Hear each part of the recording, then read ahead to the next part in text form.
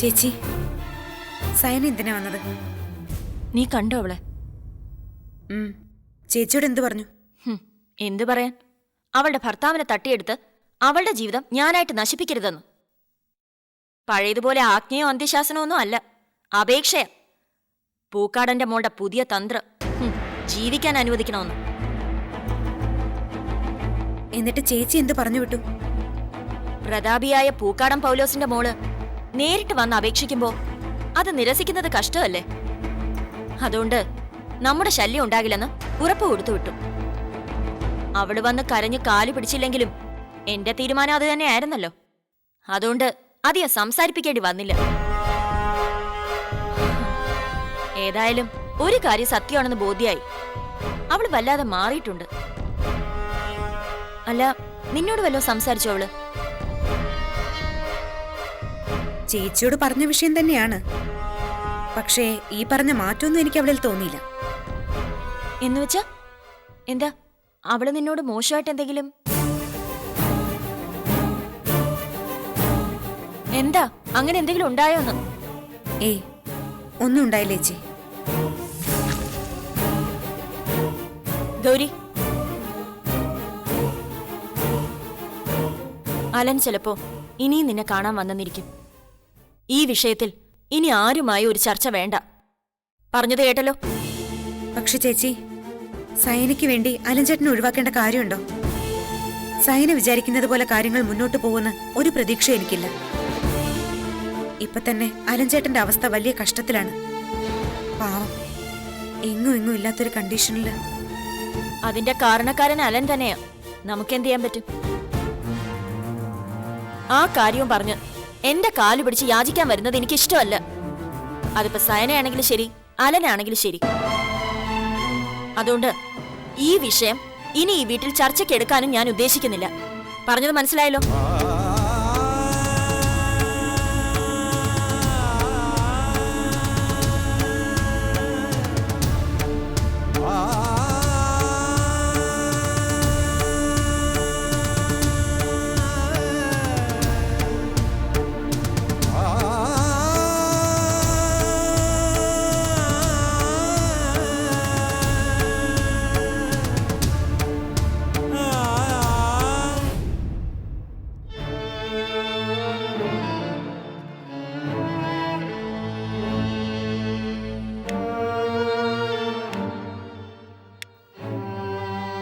രാഹേൽ എന്നെ എടുക്കുവാടി. കിടക്കുക അപ്പച്ച. രാവിലെ ഇത്തിരി കഞ്ഞി കുടിച്ചതാ. പിന്നെ എത്ര നിർബന്ധിച്ചിട്ടും ഒരു വക കഴിക്കാൻ കൂട്ടാക്കുന്നില്ല അമ്മച്ചി. ഞാനിപ്പോഴും ചെന്ന് വിളിച്ചു, വേണ്ടാന്ന് കട്ടായം പറയാ. നമ്മളിപ്പോ എന്നാ ചെയ്യാനടി മോളെ? അവൻ എവിടെയാണെന്നും പറഞ്ഞു പോയി തപ്പിപ്പിടിക്കാനാ? അവൻ വരാതെ ഒന്നും കഴിക്കാലെന്ന് പറഞ്ഞ് എത്ര നാളെന്ന് പറഞ്ഞാ അവള് പട്ടിണി കിടക്കുന്നത്? അപ്പച്ചനായിട്ട് പറഞ്ഞ് സൈന ചേച്ചി കുറച്ചു ദിവസം അവരുടെ വീട്ടിൽ കൊണ്ടുപോയി നിർത്തിക്കൂടെ? ചേച്ചി പോയിന്നറിഞ്ഞ ഒരുപക്ഷെ ഇച്ചായൻ ഇവിടേക്ക് തിരിച്ചു വന്നേക്കും.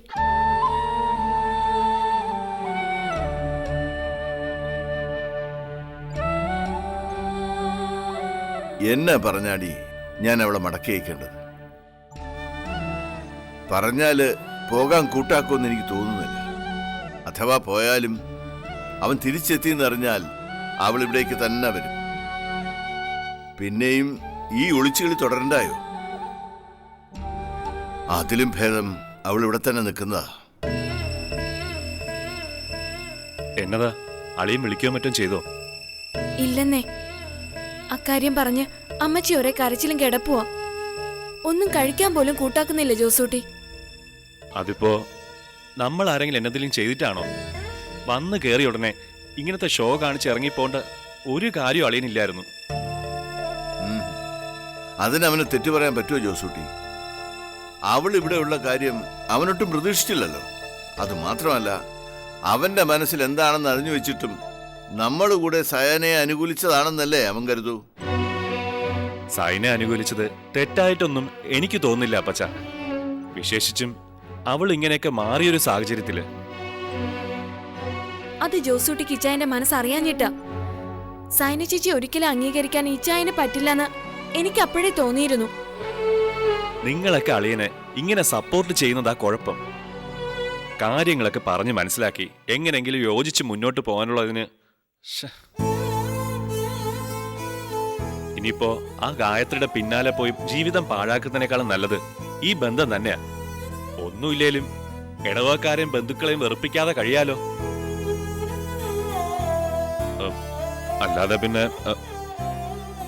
എത്ര നിർബന്ധിച്ചിട്ടും അമ്മച്ചി വാശി പിടിച്ച് കിടക്കുകയാണല്ലോ അങ്കിൾ. അവള് പണ്ടേ അങ്ങനെയാണല്ലോ മോളെ. മനസ്സിലൊരു കാര്യം ഉദ്ദേശിച്ചാൽ ആ കാര്യം നടന്നാലേ അവൾ എന്തും കഴിക്കൂ. നമ്മൾ ആരും നിർബന്ധിച്ചിട്ട് ഒരു കാര്യമില്ല. അങ്ങനെ പറഞ്ഞാൽ എങ്ങനെയാ അങ്കിൾ? ഒന്നും കഴിക്കാതെ കിടന്നും അസുഖം വരുത്തി വെക്കില്ലേ? ജോസൂട്ടി, അലൻ എവിടെയുണ്ടെങ്കിലും നമുക്കൊന്ന് അന്വേഷിച്ച് കണ്ടുപിടിക്കണം. അല്ലെങ്കിൽ അമ്മച്ചിയുടെ കാര്യം ആകെ കഷ്ടത്തിലാവും. അതിപ്പോ നമ്മൾ എവിടെയാന്ന് വെച്ചാ പോയി അന്വേഷിക്കുക.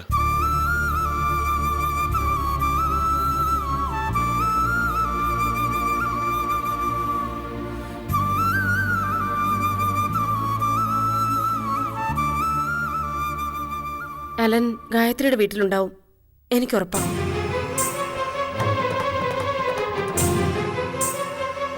നമുക്കൊന്ന് പോയി അന്വേഷിച്ചാലോ? അമ്മച്ചിയുടെ കാര്യം പറഞ്ഞാൽ അലൻ മടങ്ങി വരുമെന്ന് തന്നെയാ എനിക്ക് തോന്നുന്നത്. ഒന്ന് പോയി നോക്കിയാലോ? എന്നാ സൈന വരണ്ട, ഞാൻ പോയി അന്വേഷിച്ചിട്ട് വരാം. ശരിയാ മോളെ, അതാ നല്ലത്. നിന്നെ കണ്ടാൽ അവന് ചിലപ്പോൾ വാശി കൂടുകയുള്ളൂ. എന്നാ ജോസൂട്ടി പോയാ മതി.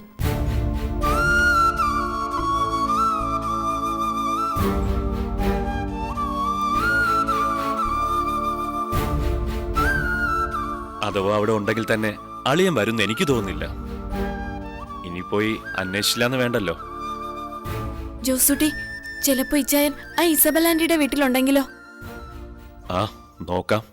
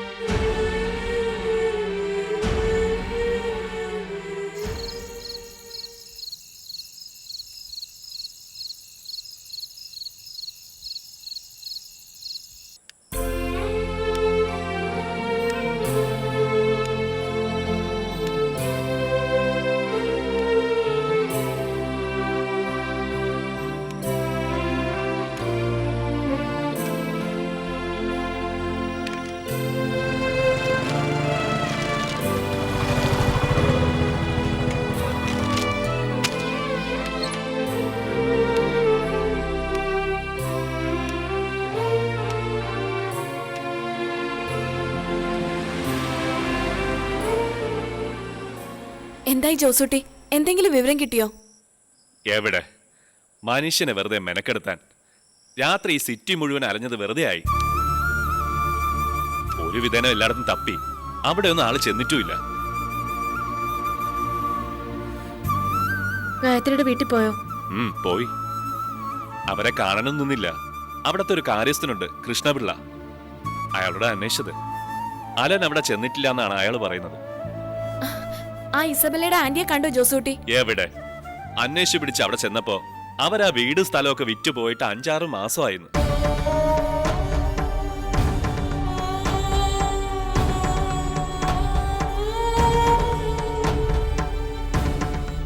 ഗായത്രി ഇവിടെ ഉള്ളിടത്തോളം കാലം അലൻ ഈ സിറ്റി വിട്ടു പോകാൻ ഒരു ചാൻസും ഇല്ല ജോസൂട്ടി. അതെനിക്ക് ഉറപ്പുണ്ട്. ആ, ഇനിയിപ്പോ എവിടാന്ന് വെച്ചാ അന്വേഷിക്കുന്നത്. വരുമ്പോ വരട്ടെ. നീ വല്ലതും കഴിക്കാൻ എടുക്ക്. അമ്മച്ചി വല്ലതും കഴിച്ചോ? ഇല്ല, ഒരു കട്ടൻ ചായ വല്ല വിധേനയും നിർബന്ധിച്ച് കുടിപ്പിച്ചു.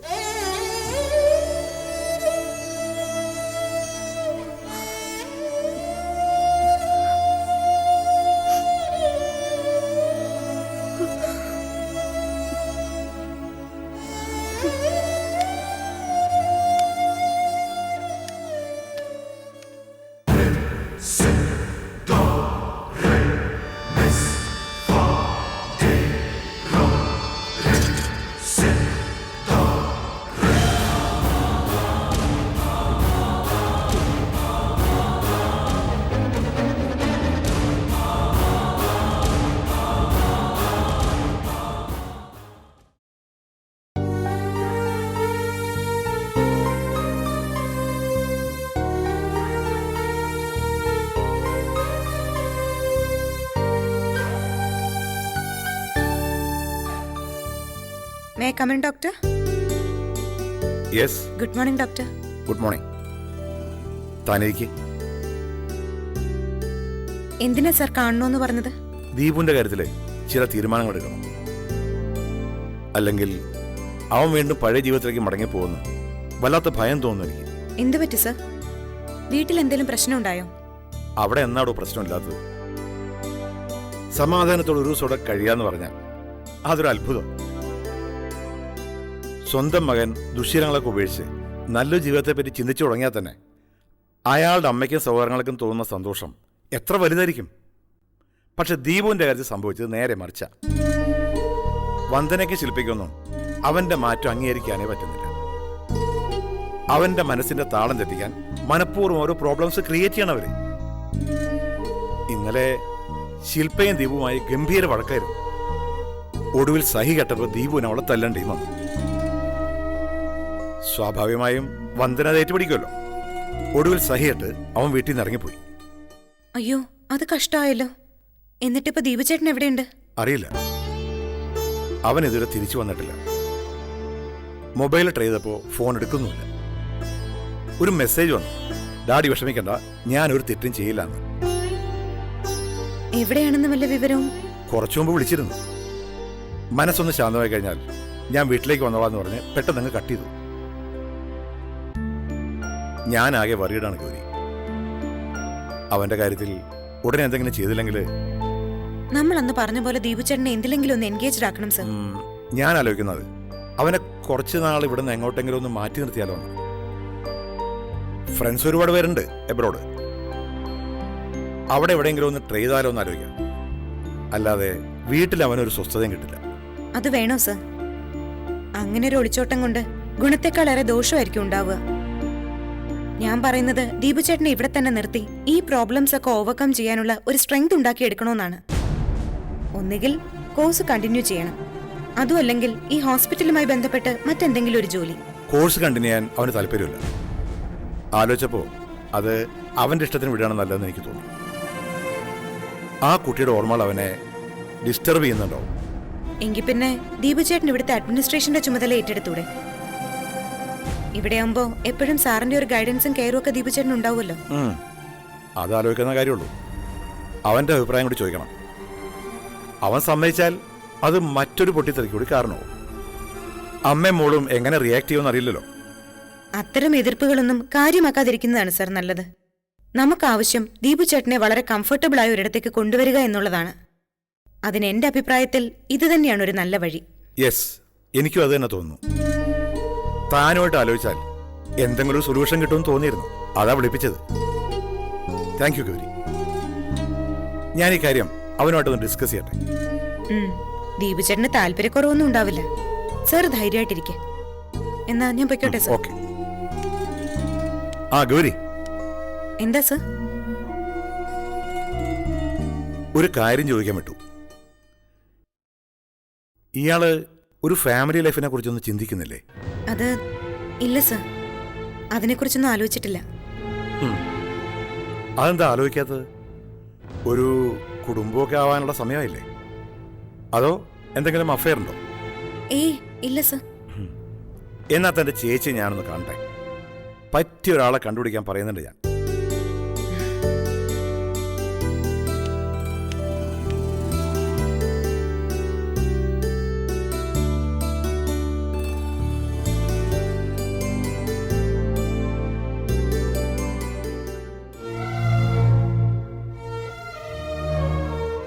എന്നെ ന്യായീകരിക്കാൻ വേണ്ടി ദീപചേട്ടൻ ശില്പയെ തല്ലിയത് ശരിയായില്ല. പെണ്ണുങ്ങളെ തല്ലി ജയിക്കാൻ നോക്കുന്നത് വലിയ കേമത്തരമാണെന്നുള്ള അഭിപ്രായമൊന്നും എനിക്കില്ല. അങ്ങനെയുള്ളവരോട് എനിക്ക് പുച്ഛമാ. തല്ലണമെന്ന് ഞാനും കരുതിയതല്ല. പക്ഷെ അവളും മമ്മിയും ചേർന്ന് എന്തൊക്കെ അനാവശ്യങ്ങളാ വിളിച്ചു കൂവുന്നറിയോ? എന്തോ ഇയാളെക്കുറിച്ച് അങ്ങനെയൊക്കെ പറഞ്ഞു കേട്ടപ്പോ എന്റെ നിയന്ത്രണം വിട്ടുപോയി. തല്ലി. ഇനി അവിടെ നിന്നാ ഞാൻ എന്തെങ്കിലും കടുങ്കൈ ചെയ്തു പോയെന്ന് ഭയന്നാ ഞാൻ അവിടെ നിന്ന് ഇറങ്ങി പോകുന്നത്. അവരെന്ത് വേണമെങ്കിലും പറഞ്ഞോട്ടെ ദീപചേട്ടാ. എന്നെ കുറിച്ച് വേണ്ടാത്തത് പറഞ്ഞതുകൊണ്ട് ഞാൻ അങ്ങനെ ഒരാളായി തീരുവോ? ഇനി തല്ല് കിട്ടിയതുകൊണ്ട് ശില്പ എന്നോടുള്ള ആറ്റിറ്റ്യൂഡും അഭിപ്രായവും തിരുത്തണമെന്നുണ്ടോ? വാശിയും ദേഷ്യവും ഒക്കെ ഇനി 10 മടങ്ങ് കൂടുകയുള്ളൂ. അതിനൊക്കെ പ്രതികരിക്കാൻ നിന്ന ഇല്ലാതാവാൻ പോകുന്നത് ദീപുചേട്ടന്റെ മനസമാധാനാവും. ശില്പയും ദീപുചേട്ടന്റെ അമ്മയൊക്കെ എനിക്കെതിരെ പ്രയോഗിക്കുന്ന വാക്കുകളേക്കാൾ പരുഷമായ എത്രയോ വൃത്തികെട്ട കമന്റുകൾ ഞാൻ നേരിട്ട് കേട്ടിട്ടുണ്ട്. ചിലതിനോടൊക്കെ പ്രതികരിക്കും, ചിലത് അവഗണിക്കും. ആദ്യമൊക്കെ സങ്കടം തോന്നിയിരുന്നു. പക്ഷേ അതൊന്നും ഷെയർ ചെയ്യാൻ ആരുമില്ലായിരുന്നു. തനിച്ചിരുന്ന് കരഞ്ഞു തളരുമ്പോ മനസ്സിൽ ഒടുവിൽ തോന്നുന്ന ഒരു ധൈര്യമില്ലേ, ആ ധൈര്യമാ അതിനെയൊക്കെ ഓവർകം ചെയ്യാൻ എന്നെ പഠിപ്പിച്ചതും പ്രേരിപ്പിച്ചതും. ഇപ്പൊ എന്നെക്കുറിച്ച് ആരെന്തു പറഞ്ഞു കേട്ടാലും അതൊക്കെ ഒരു തമാശയായിട്ട് എടുക്കാൻ എനിക്കറിയാം. അതുകൊണ്ട് ഇനി എന്റെ കാര്യം പറഞ്ഞ് ആരോടും തല്ലിനും വഴക്കിനും ഒന്നിനും പോവരുത്. ഉവ് സമ്മതിച്ചു. ഇപ്പൊ എന്താ ഞാൻ വേണ്ടത്? ഡോക്ടർ ശില്പയോടും അവളുടെ അമ്മയോടും മാപ്പ് പറയണം. എന്നാൽ ഇയാൾ ഓക്കെ ആവുമെങ്കിൽ ഞാൻ അങ്ങനെ ചെയ്തോളാം. ഓക്കെ? മാപ്പ് പറയണമെന്ന് അങ്ങനെ ശരിക്കും ആഗ്രഹമുണ്ടെങ്കിൽ അത് ചെയ്യേണ്ടത് ദീപുചേട്ടന്റെ ഡാഡിയോടാണ്. എന്തിനാ ആ പാവത്തിനെ നിങ്ങൾ എല്ലാവരും കൂടി ഇങ്ങനെ വിഷമിപ്പിക്കുന്നത്? ഡാഡിയെ കൂടുതൽ വിഷമിപ്പിക്കാതിരിക്കാൻ വേണ്ടിയാ ഞാൻ അങ്ങനെ ചെയ്തത്. ആരോടും ഒന്നും പറയാതെ വീട്ടിൽ നിന്ന് ഇറങ്ങിപ്പോയതുകൊണ്ട് ദീപുചേട്ടന് സമാധാനം കിട്ടിക്കാണും. പക്ഷെ ദേവൻ സാറിന്റെ കാര്യമോ? ദീപുചേട്ടൻ വീണ്ടും പഴയ ശീലങ്ങളിലേക്ക് തിരിച്ചുപോയോ, എവിടെയായിരുന്നു എന്നൊക്കെ ആലോചിച്ച് സാർ ആകെ വെറീഡായിരുന്നു. അതറിയാവുന്നതുകൊണ്ടാ ഞാൻ ഡാഡിക്ക് രാത്രി തന്നെ മെസ്സേജ് ചെയ്തത്. ഓ, അപ്പോഴേക്കും സാറിന് സമാധാനമായി എന്നാണോ കരുതിയത്? ആ പാവത്തിനെ നിങ്ങൾ ആരും ഇനിയും ശരിക്കും മനസ്സിലാക്കിയിട്ടില്ലെന്നേ ഞാൻ പറയൂ. ഡാഡിയെ ഒരിക്കലും വിഷമിപ്പിക്കരുതെന്ന് തന്നെയാ എന്റെ ആഗ്രഹം. അത്രയ്ക്ക് വീർപ്പ് മുട്ടിയ ആ പാവം അവിടെ കഴിയുന്നെന്ന് എനിക്കറിയാം. ഞാനും ഡാഡിയൊക്കെ വീട്ടിൽ അനുഭവിക്കുന്ന പ്രഷർ എത്രയാണെന്ന് ഗൗരിക്ക് മനസ്സിലാവില്ല. ആഹാരം പോലും പ്രാഗിക്കൊണ്ട് വിളമ്പിത്തരുന്ന എന്റെ അമ്മയെ പറ്റി ഒന്ന് ആലോചിച്ച് നോക്കി. സത്യം പറഞ്ഞാ എവിടേക്കെങ്കിലും ഒന്ന് ഇറങ്ങിപ്പോയാലോ എന്ന് ഞാൻ ആലോചിക്കാം. സ്വബോധത്തോടെ എത്ര നേരമാ ഇതൊക്കെ കണ്ടും കേട്ടും കഴിയുന്നേ. അങ്ങനെ എല്ലാത്തിൽ നിന്നും ഒളിച്ചോടി എത്ര കാലം കഴിയാമെന്നാ കരുതിയിരിക്കുന്നത്? അവരുടെ ലക്ഷ്യം അത് തന്നെയാ. ദീപു ചേട്ടനെ എങ്ങനെയെങ്കിലും അവിടെ നിന്ന് ഒഴിവാക്കുക, അല്ലെങ്കിൽ പഴയതുപോലെ മദ്യത്തിന് അടിമയാക്കുക. അതുകൊണ്ട് എന്ത് നേട്ടമാണ് അവർ ഉദ്ദേശിക്കുന്നതെന്ന് എനിക്കറിയില്ല. ഉദ്ദേശം എന്താന്ന് എനിക്കറിയാം. എന്നെ അവിടെ നിന്ന് അകറ്റി ഡാഡിയെ ഒറ്റപ്പെടുത്തുക, പിന്നെ ഡാഡിയുടെ സമ്പാദ്യവും ആ ഹോസ്പിറ്റലും സ്വന്തമാക്കി എടുക്കുക. അങ്ങനെ ഒരുപാട് ലക്ഷ്യങ്ങളുണ്ട് അഡ്വക്കേറ്റ് നന്ദനയുടെ മോളുടെ ലിസ്റ്റിൽ. അതൊക്കെ ഡാഡിക്കും അറിയാം. അതാ ഞാൻ പറഞ്ഞത്, എല്ലാം അറിഞ്ഞു വെച്ചുകൊണ്ട് ഒരു ഒളിച്ചോട്ടം ഒന്നിനും ഒരു പരിഹാരം ആവില്ലെന്ന്. എല്ലാത്തിനെയും നേരിടാനുള്ള ആത്മധൈര്യമാണ് ഇവിടെ വേണ്ടത്. അതിനാദ്യം വേണ്ടത് ദീപുചേട്ടൻ സ്വയം മാറുക എന്നുള്ളതാ. ഡാഡിക്കൊപ്പം നിന്ന് ഹോസ്പിറ്റലിന്റെ കാര്യങ്ങളൊക്കെ ഏറ്റെടുക്കണം. അപ്പൊ എതിർപ്പിന്റെ ഈ ശബ്ദം താനെ താഴ്ന്നോളും. അമ്മയ്ക്കും അനിയത്തിക്കും ദീപുചേട്ടനോടുള്ള നിലപാടിൽ ഒരു മാറ്റം വരും. അത് മാത്രമല്ല, ദീപുചേട്ടൻ ഒപ്പം ഉണ്ടെന്നുള്ള ഉറപ്പ് ദേവൻ സാറിനൊരു താങ്ങാവുകയും ചെയ്യും. ഗൗരി പറഞ്ഞ കാര്യം ഡാഡി എന്നോട് സൂചിപ്പിച്ചിരുന്നു. ആലോചിച്ചപ്പോ അതൊരു നല്ല കാര്യമായിട്ട് എനിക്കും തോന്നി. തോന്നിയെങ്കിൽ അത് എത്രയും പെട്ടെന്ന് ഇംപ്ലിമെന്റ് ചെയ്യാന്നുള്ളതാണ് അടുത്ത സ്റ്റെപ്പ്. ആ, ഏതായാലും ദയ മെഡിക്കൽ സെന്ററിൽ പുതിയൊരു അപ്പോയിന്റ്മെന്റ് ഉടനെ പ്രതീക്ഷിക്കുന്നു. ഷുവർ. ഇതുപോലെ ഇടയ്ക്കിടയ്ക്ക് തന്റെ റിഫ്രഷിംഗ് കോച്ചിങ് ഉണ്ടെങ്കിൽ ഒരു കൈ പയറ്റി നോക്കാൻ ഞാൻ റെഡിയാ. പിന്നെന്താ? അപ്പോ ഇനി ആരെയും തല്ലി തോപ്പിക്കാൻ നിൽക്കാതെ കാര്യങ്ങൾ ചങ്കുറ്റത്തോടെ നേരിടാൻ നോക്കണം. കേട്ടല്ലോ? ഡൺ. അപ്പോ ഓൾ ദി ബെസ്റ്റ്. ആ. ഞാൻ പോട്ടെ ദീപുചേട്ടാ, Okay. സമയം ഒരുപാടായി.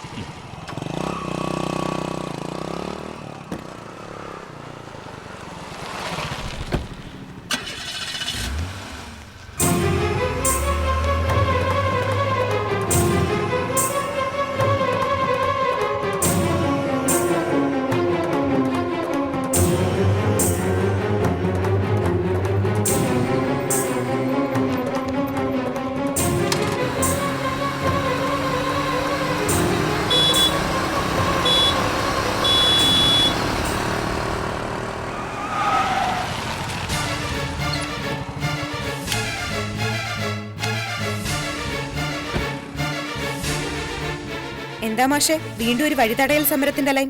ഓ, നമ്മളെയൊക്കെ ഇപ്പോഴും വഴിമുടക്കികളായിട്ടാണല്ലോ ഇവിടുന്ന് കാണുന്നത്.